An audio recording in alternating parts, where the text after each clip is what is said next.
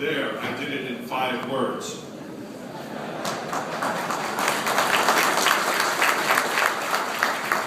Today, I'm going to talk about a comprehensive system of education using free and open source software. Now, I was introduced, so I don't have to go through all of this slide for a lot of people that typically don't know me. But I would like to point out 2 things. I have taught at the university level. I know what it's like to teach and encourage students to learn. I also am a business person. For those of you who think that free and open source software is some type of socialistic thing, or that you can't make money at it, let me tell you that you are wrong. In fact, if your name is not Microsoft, or if your name is not Oracle, then the way you make money using proprietary software is that you install it, you educate about it, you help to tune into the customer's needs, you write software around it, and all of these things you can do and charge for with free and open source software. So I am not a socialist, nor a communist, nor a Marxist. I am a capitalist. I'd like to introduce you to a few other people, actually only one from this slide, the gentleman in the black and white photograph. His name is Mark Spencer. At the age of 19, he wanted to form a consulting company, but he needed a private branch exchange. You know what those are, PBXs. But as you know, a commercial PBX can cost you between $20,000 and $30,000 US. So he decided to write his code and make it free software. That software became known as Asterisk. And today, Mark employs 350 people in his company called Digium, and thousands more around the world installing, tailoring, and tuning Asterisk systems to people's needs. I'd also like to introduce to you a Brazilian. For those of you who think Brazilians can't do things, can't be entrepreneurs, this gentleman was born in a favela, very close to this building. At the age of 8, he was selling trinkets on the beach with his mother to tourists. And he realized that if you bought the trinkets on the off-season, you could get them at much lower price, and therefore make more profit as you were selling them in high season. This was at the age of 8. He decided to teach himself computers, so he found a computer in a cast-off, garbage bin, took it home, made it work, got books out of garbage bins, and taught himself systems administration and networking. He later said to himself, I think people in the favela need the internet. And people laughed at him. But he put together a few antennas he made himself, and eventually he employed 6 people installing wireless internet in his favela. He applied for a government grant to start a small school because he wanted to teach students in the favela how to do networking and how to be a systems administrator. And his comment to me was, Maddog, they used to talk about guns and drugs, and now they talk about the internet and web design. So for you who think that Brazil cannot do this, I can tell you where to go. The United States. What are the goals of education?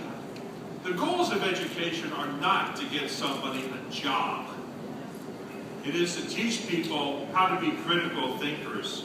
It is to teach people how to sift through the data which is coming at you, and how to come up with the truth and facts and make decisions off of it. And if you can teach people how to do this, then you have taught them for an entire lifetime. It is to create a thinking electorate, the people who will sift between having things given to them and the people who will know, I want something better and I will go after it. And when you've taught them this, you've taught them a lifetime of knowledge.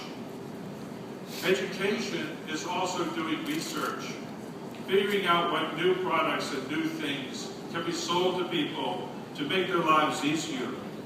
Because it's the transformation of raw materials into finished products and goods and services that value is created and worth is created. The four functions of an educational body, whether it be a school or university, is to set a path of objectives for the students to learn. What are the courses, what is the information that they need to know to be successful in their life and in their chosen direction? Then to teach to those objectives, and then finally to certify that the people have retained and can use that knowledge. When I say certify, this is what the university diploma is. It is a certification that people have studied a particular thing and have retained a certain amount of knowledge. It is about as valuable as this bill would be if you took all the ink off of it and only had paper left. You only can use value of this money because you believe in it. You believe that if you take this to the store, you can buy something. You can only value the college and university diploma if you believe in it. If you believe that the person who earned it can do the things you want them to do. And finally, the function of an educational body is to research new objectives that are needed in the future. But here's the golden rule of education. Make it fun. Why does education have to be boring? I mean, a lot of you perhaps did not like history when you were young, but later on in life, you started studying history, you say, oh, this is fascinating. Maybe some of you didn't like mathematics when you were younger, but later on, you found out that math is actually interesting. Math actually defines the way the universe works. One of the biggest things I say to young people, I've got good news and bad news. The good news is I can teach you a lot about music. The bad news is it depends upon mathematics and physics. But you can make it fun. And so different paths for something which a lot of people consider to be a university education is cooperative education. Having an education that allows the students to work at the same time that they're actually learning. A guild program has been practiced in England for over 500 years, where a young person is brought in and taught by a master as they are going and getting their further education, doing work, earning money for a living, as well as earning an education. A mentorship. A lot of you have information that would be very valuable to a young person growing up. If you just took them in as a mentor and encouraged them to learn, it might make a big bit of difference. And finally, self-learning. All of the people I had on the first slide, including Mark Spencer, never went to university to learn computer programming. But all of them had made a great mark inside of computer science by learning and studying free and open source culture. What should you not be teaching to students? You should not be teaching Cisco networking. Let's replace that with Nortel networking. You people are in the telecommunications business. You know that 3 years ago, Nortel was the second largest telephone equipment company on the face of the planet. And you know that 1 year ago, they went completely bankrupt. And so if what you learned was Nortel networking, you were in trouble. This is not to knock Cisco. What you should be teaching them is networking with Cisco as an example of it. You should be teaching them networking with other types of networking as examples. You should be teaching them Data structures and database design with Oracle as an example, but also MySQL, Postgres, and other types of databases. You should not be teaching them Microsoft Office. What you should be teaching them is how to run their business using an Office product for automation with Microsoft Office as an example, and Open Office as another example. What is free culture and how can it help? Well, of course, you may be familiar with free and open source software. The Linux operating system is one of those, but we also have BSD and others. It helps you to reduce costs, but more than that, it helps you to create value. Because, as I said at the beginning, there's lots of ways you can make money with closed source proprietary software by selling, installing, and integrating it. But what you cannot do is change that closed source proprietary software to the customer's needs. Because only Microsoft or Oracle or the people that make it can do that. And they have millions of customers who cannot possibly be satisfied by all of the different needs. With free and open source software, the control comes back into your hands and to the hands of the customer as to what you implement and what you don't. And this allows the value of the software to increase dramatically.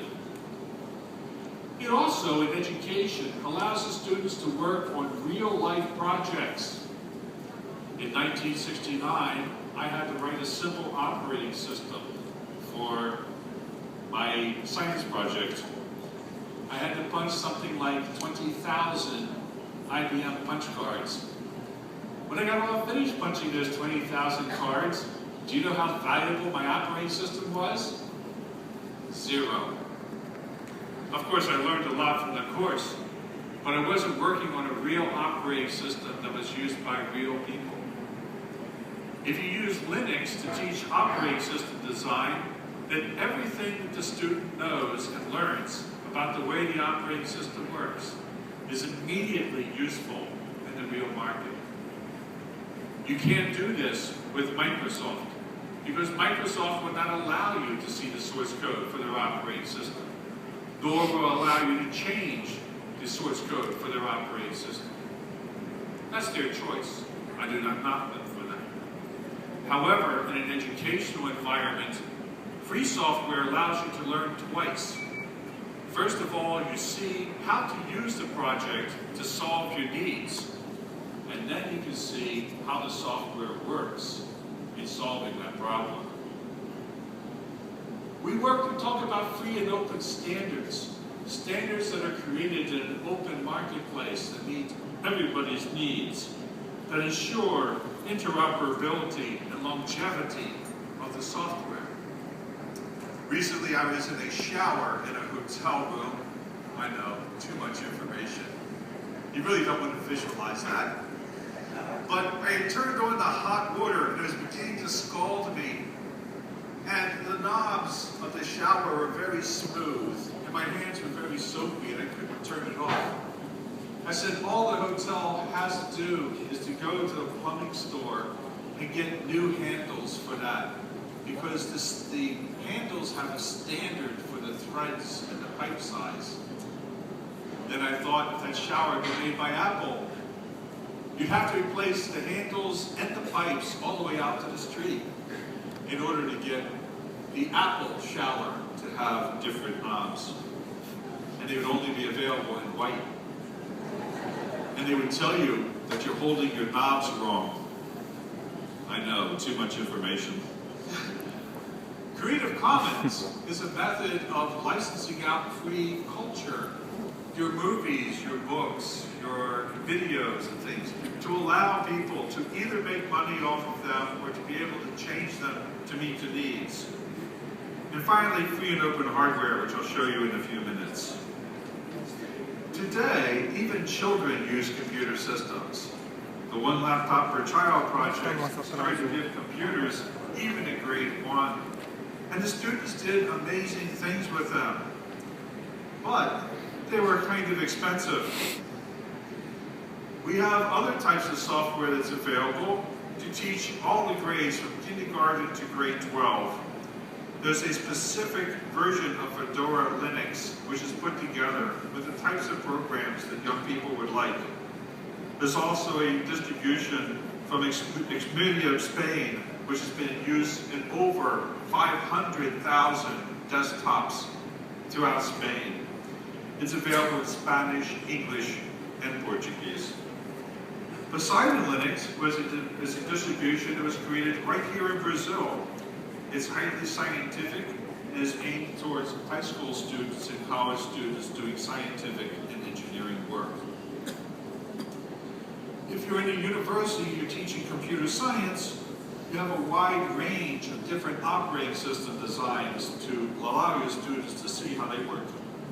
Not just Linux or BSD, but also a free DOS system, which allows you to see a simple operating system and how it works. It is binary compatible with MS-DOS.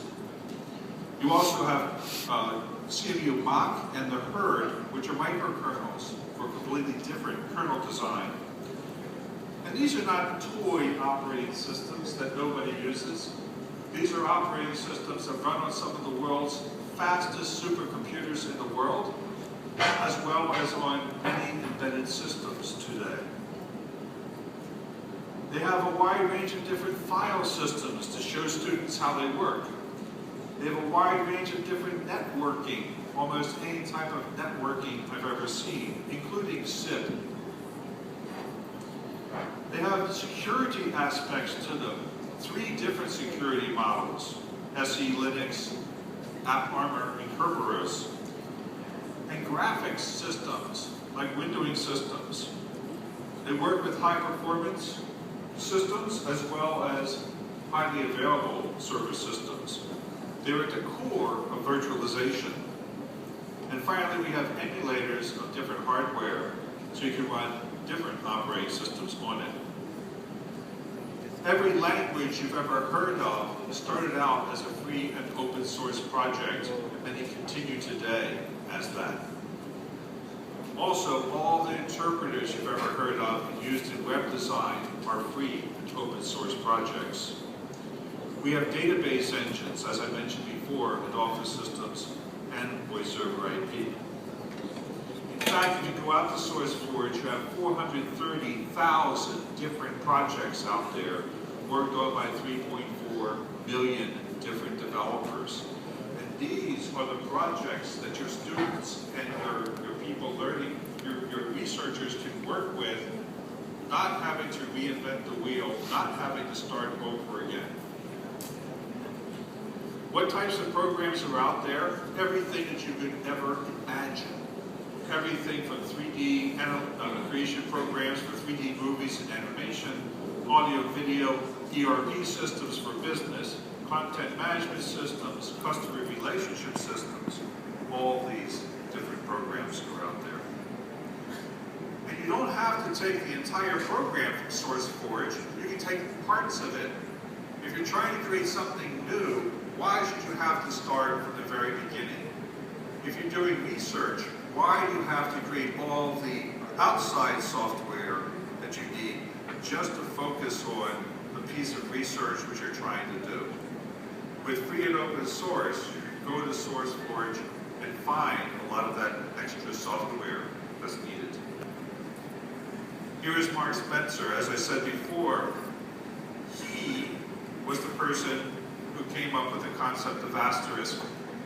And so what you could do is utilize asterisk to encourage your students to set up networks and practice network setup, management, and design.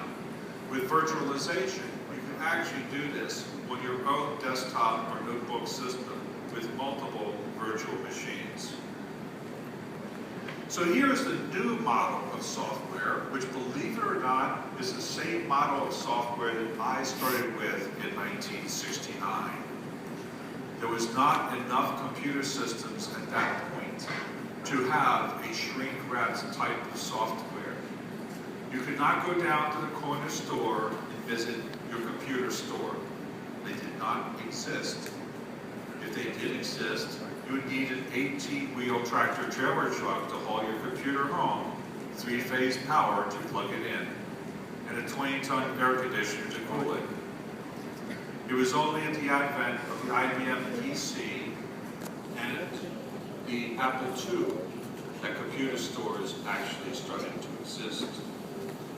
So in those days, you paid for service. The service of writing the software, the service of tailoring the software, the service of getting the features into the software in your time frame or the customer's time frame, and the service and training. And in the worst case, you paid for the software one time. In the best case, you never paid for the software ever again, because the software belonged to you, not to somebody else. So here's the things we teach in this new model of computer science. We teach people how to create software in a distributed model in places where you never get to see the person you're working with. How do you develop formal standards, and how do you write code that optimizes below and above those standards? How do you motivate software developers that you never see? How do you engage the community of users and developers?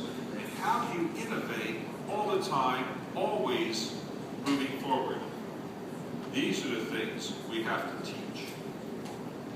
Here's what we don't have to teach: specific products. We also have to teach the fundamentals of how the computer works. It is not enough just to know Java. The day that Larry Ellison rewrites the Oracle database in Java is the day that I will believe that is enough to learn. We have to know how the system really works. And once you know that, then everything else will not be a black box to you. So here are some free tools for teaching some of this. When I say free, I'm talking as in freedom, not free as in deer. You have it right. Software libre, software freedom. A lot of people have trouble with the word freedom, particularly my president, George W. Bush.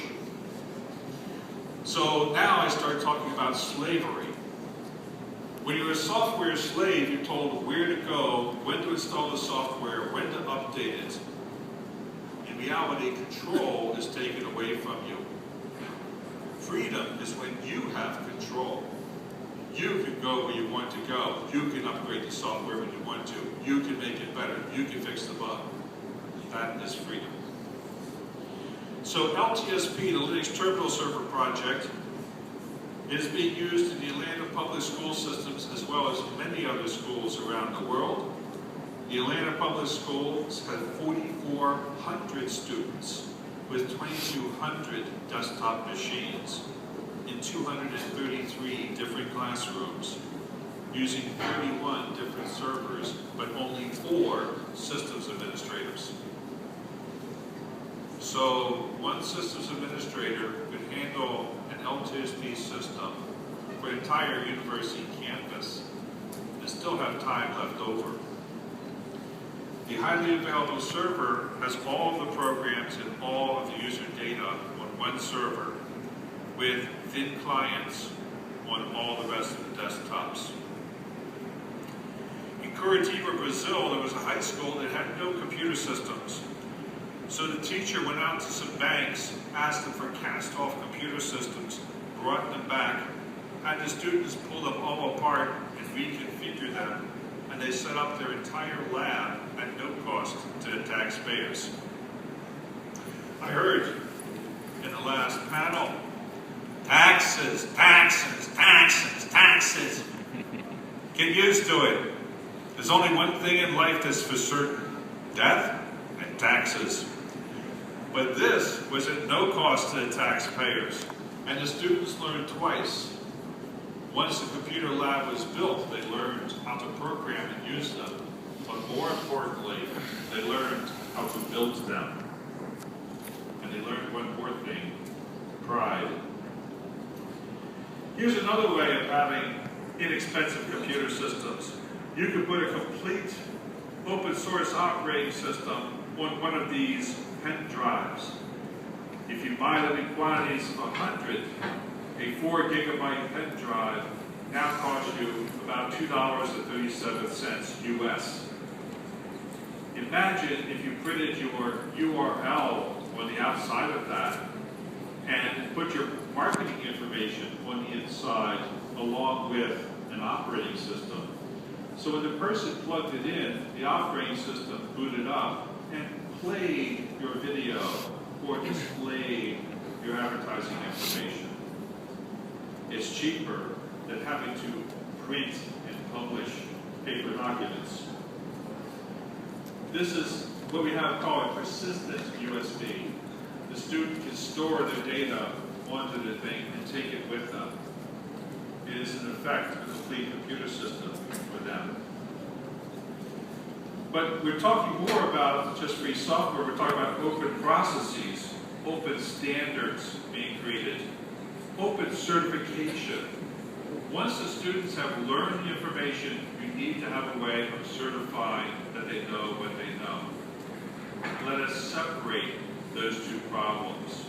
Let's allow people to learn whatever they want to learn.